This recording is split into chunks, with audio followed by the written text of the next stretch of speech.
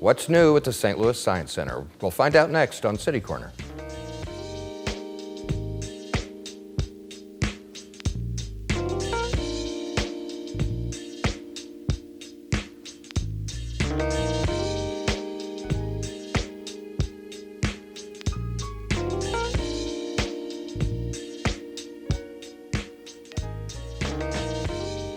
I'm Steve Potter. Welcome to City Corner. Today we're going to find out, I was going to say everything you need to know about the St. Louis Science Center, maybe not everything, but a lot. I'd like to welcome our guest. To my immediate right is Ann Balsamo. She is the Chief Marketing and Communications Officer. And to her right is David Joya. He's the Omnimax Theater Manager and Chief Projectionist, which I can barely spit out. Hi, welcome to both of you. Hi, thank you. St. Louis Science Center, everyone has driven by on Highway 40 over the years. And maybe you should say something about the significance of our planetarium and science center, because it's a landmark, I want to say, not just in the United States, I would say around the world. Well, the planetarium is the second largest planetarium in the Western Hemisphere, so it is significant in that effect. It was built in 1963. It's the largest planetarium west of the Mississippi, so it does have some significance and really is an icon in St. Louis. And of course, it's part of the overall Science Center, which was completed in 1991, the building across the street on Oakland Avenue. Across the highway. Across the highway, right. I should say. It's more than a street. That was opened in 1991. The Science Center is part of the Zoo Museum District, which is supported by city and county voters. We're one of only a few free science centers in the country, and we get about 1 million visitors a year. Yeah, I remember going to the, I probably went to the planetarium ever since it opened, and didn't always live in St. Louis, but I remember coming from school trips from out of town, and the planetarium was just magical to a little kid. It really is. It's the one building in St. Louis that has the ability to transport you from a regular day to a beautiful night sky that you could see the stars free of light pollution. We do live star shows that are narrated by our star experts who can really tell you what you're looking at and what the ancients looked at and dreamt about and created all of these. But when those lights go out and the seats go back and you just stare up at that roof, you're in another world. You are in another world. David, tell me about the Omnimax Theater. Well, the Omnimax opened when the main building opened in 1991. And I'd say it's a St. Louis landmark as well. Almost, everybody that I talk to that comes is always, I remember coming here when I was a kid in school, So we've been showing films for almost 30 years, and it's a immersive dome, IMAX dome theater. And we're about to change to a digital format from our IMAX film format that we've run since the beginning. Of course, I don't know the difference. Well, both the new system looks like the old one, but times 2 better. It looks fabulous, and it's beautiful and colorful And some of the films that you show, they're just not like scientific lectures. They're really pieces of art. They are, and it's an experience. When you go into a 5-story dome theater and experience these beautiful documentaries, it really is transformative. And in addition to be able to show many more documentaries, because the content will be available to us on digital, we'll also be able to show feature films, which will be really exciting. No kidding. Yeah. Do you have anything planned for that? We do. We are going to open with Frozen 2 the day after Thanksgiving when we open, and then come back with Star Wars. Right? Yeah. No, it's quite an experience, and like Ann said, it's a special experience, and it's really not just a movie. It really does take you to another place, and that's the idea of those the nature documentaries and all the different documentaries. If you're in space, you're wherever the film is taking you, and that's part of the IMAX experience. It's always been something that's been very unique about IMAX, and especially on an immersive system like ours in the IMAX Dome system. So the Omnimax really is, it's something different than your average movie. And when you see Hollywood content in there, it's also quite a unique experience. Well, David, you're the chief projectionist. Right. And when I think of that word, it makes me think of the old theater when there was one projection coming out of the back. Yeah. But that's not how it works where you are. It Does did it? up until a few weeks ago. So the projection point in an Omnimax is right in the middle of the seating area. So when you're, you can see it, the light emitting from the middle of the seating deck. So instead of the rear of the theater, like you would in a flat screen cinema. And the new system operates the same way. So you'll see the projection from the center of the theater from the same projection point. Obviously the process of running the film is different. There's not any actual film, it's Right. a digital format. So projectionist sort of takes on a new meaning. There is no film to handle. The films have gone from, quite large and heavy to a little box. Right. That's really amazing. And is there just one projectionist back there? Does it take a team to put this on, or is it just you back there pressing a couple of buttons? The new system really requires fewer operators. It's not, with the old system, you had to have people checking your work. It was quite a complicated process to load the projector, and you really, if you damaged film, there was no going back. It was, the film is damaged, and so you have to do it right every time. And the same, the good thing about a digital system is obviously you can still make mistakes, but the mistakes are not nearly as costly, and it is a lot simpler to operate. Of course, and when we're talking about the Omnimax Theater, that's just one part of the Science Center. Yeah. Maybe just kind of generally tell me about the rest of the facility and the type of exhibit you have. You have permanent exhibits, you have things that change. We do. The Science Center is free admission, and we have many, many galleries that everyone enjoys with interactive exhibits. It's really a hands-on place.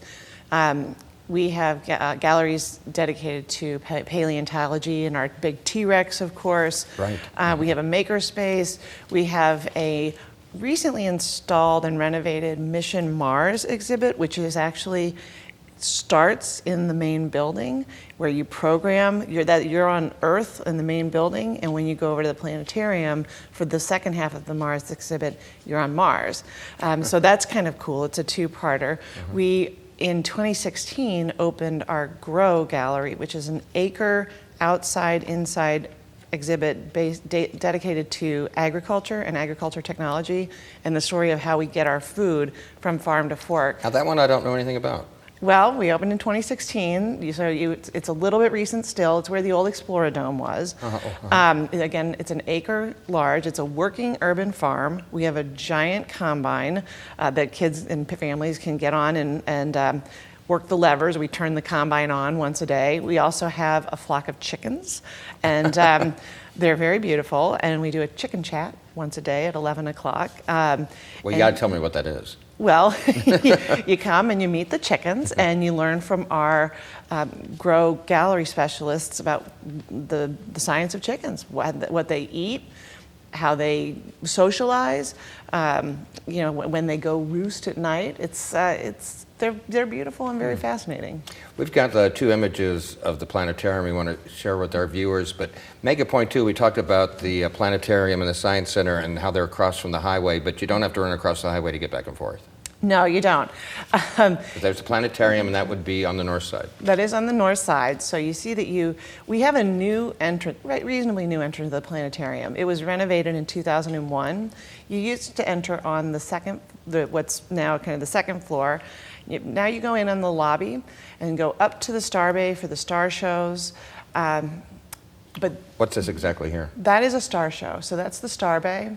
So you see folks on mats and chairs enjoying the star show, and as you said earlier, you just get transported to another place in time. After a star show, guests have the opportunity to see some of the galleries on that floor and on the floor above, which very few people know that exists, and it's quite beautiful and peaceful and really mimics what it's like to be in space. And of course, to go to the main building, you go across a bridge you under tunnel and across a bridge and into the main building. Bring that shot back up. We have the main building there. That's good. Go ahead. The main building has some other iconic exhibits and galleries, like the Structures Gallery, where you can build the arch. That is where the Omnimax is, and the Makerspace Gallery, as well as our Discovery Room, which is a great little space a great interactive space for our little explorers up to age 8. Then we have a special exhibition hall, our Boeing Hall, which gets our traveling exhibitions. Currently, we've got Pompeii, the exhibition. We'll talk about that a little bit later. Yes, we will. And additionally, there's, of course, like every museum, opportunities to eat and drink and shop.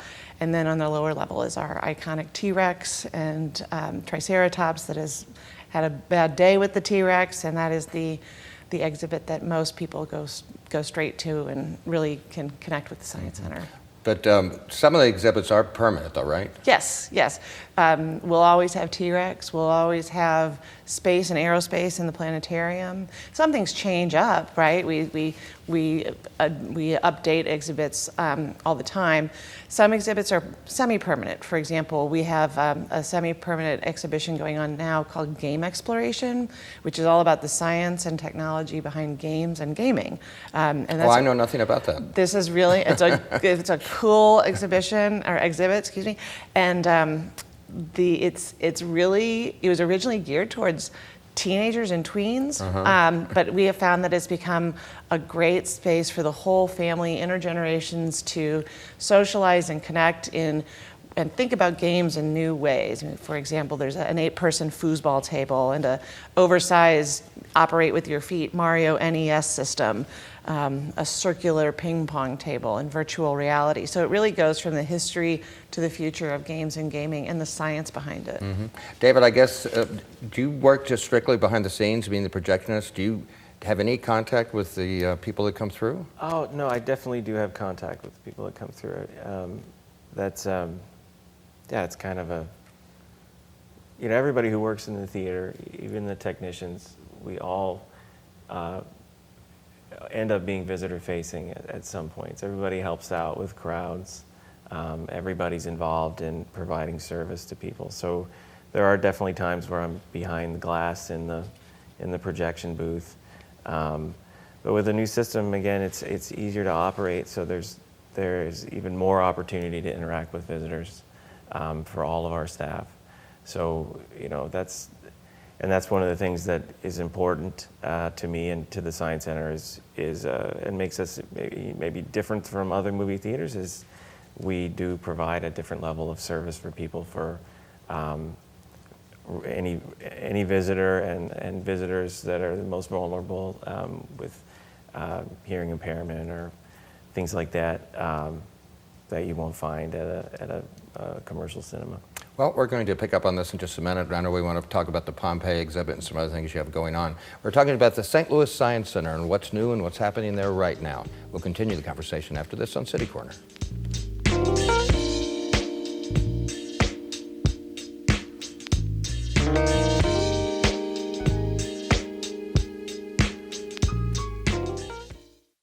What I love about St. Louis is the 79 unique neighborhoods nestled into 108 city parks, including Forest Park, which is actually larger than Central Park in New York, and of course, the beautiful Tower Grove Park where I'm at now. Oh, the St. Louis Blues. We've got the St. Louis Surge, 2-time WBCBL champions. We've got Harris Stowe, WashU, St. Louis University, and of course, the 11-time World Series champion, St. Louis Cardinals. So come experience St. Louis. It takes less than 1 minute to find out if you may have prediabetes, and you can do it here. So what are you waiting for? Just go to the site.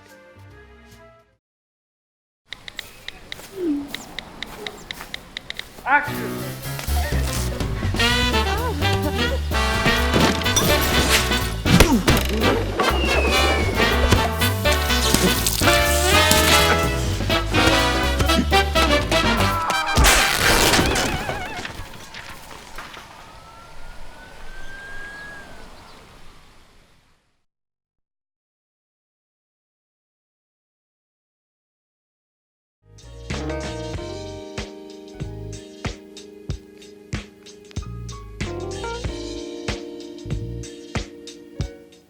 I'm Steve Potter. Welcome back to City Corner. Today we're checking in with the St. Louis Science Center, finding out what's new there, what's going on, what's coming up. To my right is Ann Balsamo, and joining us also is David Joya from the St. Louis Science Center. And Ann, I wanted to ask you about, St. Louis has a lot of visitors. St. Louis Science Center is located in Forest Park, as is many other attractions, and people come from all over the country and all over the world.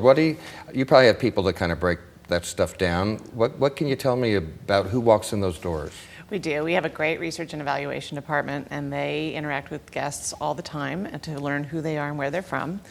To give you some numbers, about 60% of our guests are from the St. Louis region. That includes the city and the county, as well as the surrounding counties. That leaves us with about 40% tourists. Certainly most of those are from the United States, but there are some from all over. We also have a good breakdown of families versus adult groups, and that's another 60-40. Everybody thinks of the Science Center as a place you bring your family, which is of course true, but it's also great for adults. It is not limited to children. So we do see that with our visitors as well. And do you have I mean, if you've said it, I missed it, the number of people annually? We get about 1 million people a year. No kidding. Yeah. Wow. And how many planetariums did you say there were in the country? You know, I don't know the number of planetariums. But it's a handful, isn't it? It is a handful, and there's a real variety of types of planetariums. Some are smaller structures that you just go in and stand. Ours is, as I said, one of the largest. The dome is one of the largest. It's the second largest in the Western Hemisphere and the largest west of the Mississippi. So it's a pretty special one. Wow. Let's look at an image here we have from the St. Louis Science Center. I know that you've had a lot of projects. You mentioned some construction that was going on. I think you have some plans. So what are we looking at here? This is inside the Omnimax Theater. The screen is being replaced as part of the renovation. So in this photo, you can see most of the screen panels have been removed. I believe this is when they're almost done removing all the screen panels. And in the dome, there's over 400 panels that make up the dome. So it takes quite a while to get them all off. We have to build like Ann said before, it's a 5-story high theater, and it's a 79-foot diameter dome. So you have to build a special scaffolding that kind of levitates over the seating deck, and then they have rolling towers so they can access every panel. And they're working this week to replace the pieces. It's got to be so precise, right? It's very precise, and we're putting in a new type of dome that will be seamless. So if you've ever seen a show at the theater in the past, maybe you've noticed you can see seams or lines on the screen. So the new screen is called a nano seam, where each panel meets up together precisely, so you won't be able to see any lines on the screen during a show. But yeah, as you can imagine, each one has to be very precisely cut and fit together very precisely. I'm not very tech savvy. How about you, Ann? Well, Dave is really the tech savvy of the two of us, but I will say in kind of broad brush strokes, this is really exciting that we're renovating the Omni. This is the first time that any kind of project like this has happened to the Omni since it opened in '91. The conversion from film to digital will allow for extra crisp, sharp video. There's a new audio system, new seats, more comfortable, better technology to be accessible. So this is an important moment for the Omni and for the Science Center and for St. Louis. Let's take a look at some more, I think they're construction sites, things going on or recently going on. What's this? This is also inside the theater. As you can see, there are no seats in the theater. There will be seats, and as Ann said, they will be very nice, new seats that are more comfortable. And in this picture, the seats have been removed, the old seats have been removed, and the floor has been repaired. And the wall there at the bottom used to be higher. The stage floor used to be lower. So in the new theater, the stage floor will be, you'll be able to have a presenter that's closer to the audience. So that's part of the idea being, we want to have some new programming and new approaches to educational content and events. So a speaker will be much more able to interact with the audience from that level. And you must have a big team as far as figuring out what programs you want to present and who's going to speak. That must take a lot of coordination. Well, the Science Center has about 200 full-time employees, and we do work together amongst departments to coordinate education programming, coordinate content for Omni and special exhibitions, and it's all related, right? If we're doing, earlier in the year for Pompeii, we also had Omnimax had volcanoes, which is coming back after renovation. And so it gave us an opportunity to speak to audiences about volcanoes and how they work, what the effect can be, and then sprinkle content throughout the museum to underscore how volcanoes work and the science behind them. You're talking about the Pompeii Exhibit. We're going to talk about that in just a couple of minutes. We've got 3 more shots, though, I think, of things going on right now at the Science Center as far as construction and updates and things. Why don't we take a look at those?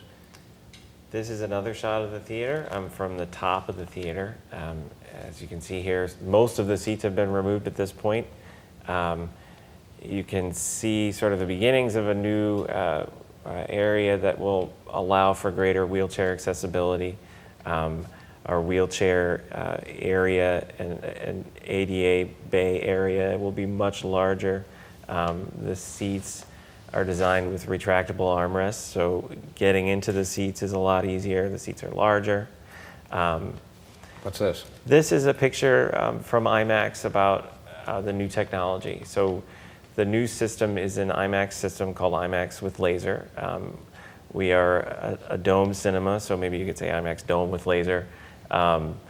But it really is impressive. IMAX it developed a projection system from the ground up that really changed and raised the bar as far as digital projection goes. We have one more. And there's a depiction of a sort of a cross section of a dome, and this system has also been designed specifically for dome environments like ours with a 180-degree viewing experience. And like I was saying before, it's very impressive if you looked at the 2 back-to-back, it's so much brighter and the contrast is so much better. The image is so much more colorful. I mean, it was great before, so to be better than great's a pretty good deal. And I don't, I have loved the theater since the beginning. And IMAX film has always been amazing. You're from St. Louis originally, so yes. You probably were going there ever since maybe not 63, but. Well, I was lucky enough to see, I was a volunteer at the Science Center at the Planetarium while the new building was being built. And I was lucky enough to see an Omnimax show while the theater was not finished when it opened. There was still plain drywall and everything, and they were testing the projector, so they let us, the volunteers, go in and see a show. And I was blown away then, so. Yeah. And what's your favorite part of working for the Science Center? Were you a science kid? Interestingly, I was an art kid, and so I've really come full circle. An art student working at the Science Center? Yeah. I was an art kid originally and studied art history, which has come in handy as we've opened Pompeii because it's a subject matter that's near and dear to my heart. But what it's like to work at the Science Center is that it's never dull. We've always got stuff coming in that is exciting. Last year we had Destination Moon with the Apollo 11 command module, and that was one of those things where you had the command module, and between the command module and a downlink that we did with the International Space Station, live downlink, those were moments where you get goosebumps. And Pompeii is a lot like that. Instead of going 250,000 miles to the moon, we're going 2,000 years back in time. Well, let's talk about that. Pompeii, the volcano. Anything historically we need to know about that before we see it? Sure. So this ancient Roman city of Pompeii, it's near Naples. In 79 AD, Mount Vesuvius erupted. The citizens of Pompeii had really no idea that that was a volcano. It took them quite by surprise, and it was a deadly eruption that buried the city under 15 feet of ash. 15 feet of ash. Yeah, and it perfectly preserved it. We have gorgeous ancient Roman art in our museum right now that is so beautifully preserved. People really just won't believe it, but these are all authentic artifacts. What's this we're looking at here? That is one of my favorites. Those are bronze garden fountain sculptures. It's two dogs chasing a boar, and these would have been fountains, operating fountains. But what I find so remarkable about these images is the effect of the bronze. The Romans were real masters of bronze technology, and they were technologists and scientists, really. So some people wonder why we have this kind of art exhibit in the Science Center. And these images really speak to the science and technology of the Romans. What's this? That particular image shows the theatrical masks. So the exhibition really takes you through a Roman household and the Roman forum and marketplace and what it was like to live in ancient Pompeii and ancient Rome in 79 AD, which is a fairly important century in Western civilization. This is the other feature of the exhibition. Are these the body casts I've heard about? Yes, so this is a body cast. There are 8 of them. And these are the hollowed out areas of where the bodies were, and they were preserved. So this is almost like the real thing. It is as close to it as you will get. They are caught exactly where they were when the volcanic flow hit their city and trapped them and killed them. How long will the Pompeii exhibit be up? I know it opened earlier this year. It did open earlier this year. It opened May 17th. We have it until November 3rd. So we are in the final weeks. So people need to see it. They do. We've got 2 more images from the St. Louis Science Center. Let's take a look at those, and you can explain what they are. Oh, sure. That is an image from a science demonstration around Halloween, right? You can see those pumpkins there. We do an event, we're on the 6th or 7th year, called Science Spooktacular. It's Thursday, October 24th through Sunday, October 27th. We've done it annually for several years, but this year is going to be bigger and better than ever. There are science demonstrations around Halloween. We are going to really kind of unpack monsters, too. Really? Mm-hmm. Yeah, so the theme this year is to really unravel and explain the science behind things that may be scary and show how they're not so scary at all. And this is a great event for families. Well, I hope people will go to your website. If you're one of the few people who have never been to the St. Louis Science Center or the Planetarium, you need to go as soon as you can. It's in the Forest Park area, 5050 Oakland Avenue is the exact address of the Science Center. And just look for the Planetarium, you can find that right. Yes, the Planetarium, as I said, is on the north side of the highway, and 5050 Oakland is our main entrance off Oakland Avenue. Well, it's one of my favorite places to go. Ann, David, thank you both for joining us today. Thank you. Thank you. And if you want to know more about the St. Louis Science Center, go. I'm Steve Potter. Thanks for being a part of City Corner. Join us next time. Bye.